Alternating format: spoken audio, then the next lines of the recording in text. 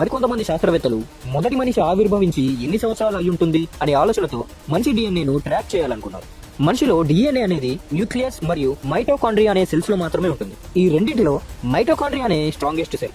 అందుకే మైటోకాండ్రియాని power house of the cell అని అంటారు. అందుకే వేరువేరు ప్రాంతాల, వేరువేరు మతాల, వేరువేరు రకాల మనుషుల మైటోకాండ్రియల్ డిఎన్ఏను సేకరించి పరిశీలించి చూశారు. అప్పుడు వారు కనుగొన్న విషయాలకు శాస్త్రవేత్తలంతా ఆశ్చర్యపోయారు. వారందరిలోని మైటోకాండ్రియల్ డిఎన్ఏ ఒకేలా ఉండడం ఒక్కసారిగా వారందరి కళ్ళు చెదిరిపోయేలా చేసింది. దీనికి కారణం ఏంటంటే ఈ మైటోకాండ్రియాలో ఉండే డిఎన్ఏ తల్లి నుంచి మాత్రమే పిల్లలకు వస్తుంది, కానీ తండ్రి నుంచి రాదు.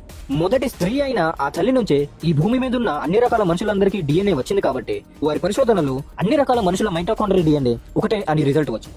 అంటే ఇప్పుడు భూమి మీద ఉన్న కోట్ల మనుషులందరికీ తల్లి ఒకరే.